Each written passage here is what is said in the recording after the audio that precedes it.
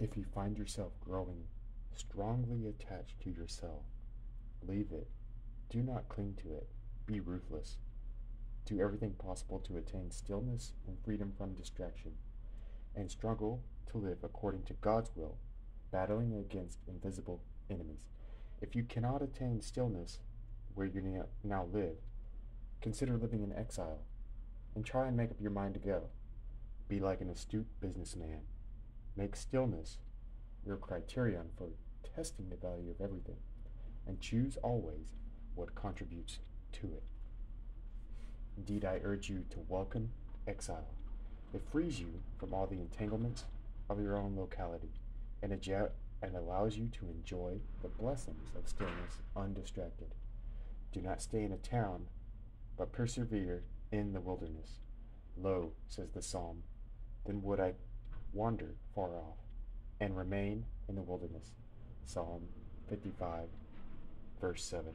If possible, do not visit a town at all, for you will find there nothing of benefit, nothing useful, nothing profitable for your way of life. To quote the psalm again, I have seen violence and strife in the city.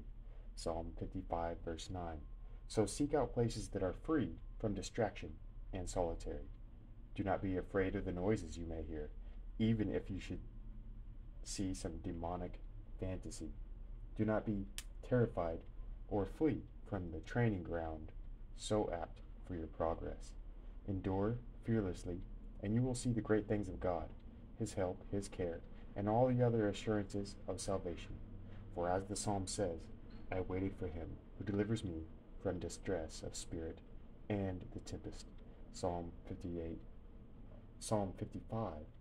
verse 8. The word fantasy has an asterisk next to it, so let us look up fantasy in the glossary. Fantasy, in Greek fantasia, F-A-N-T-A-S-I-A, denoting the image-producing faculty of the psyche.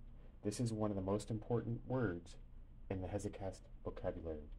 As one begins to advance along the spiritual path, one begins to perceive images of things which have no direct point of reference in the external world and which emerge inexplicably from within oneself.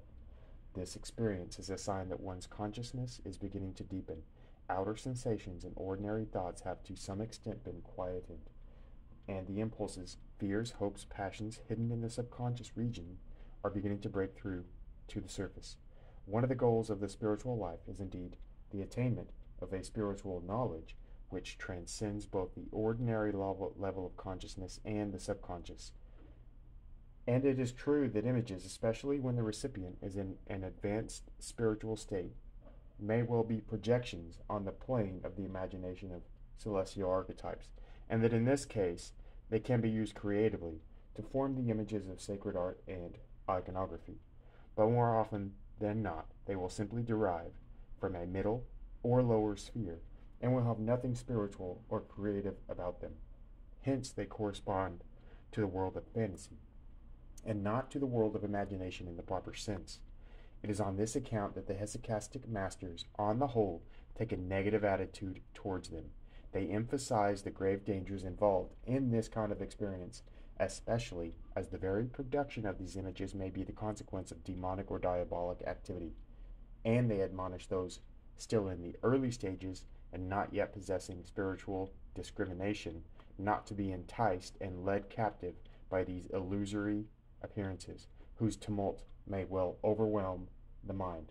Their advice is to pay no attention to them, but to continue with prayer and invocation, dispelling them with the name of Jesus Christ.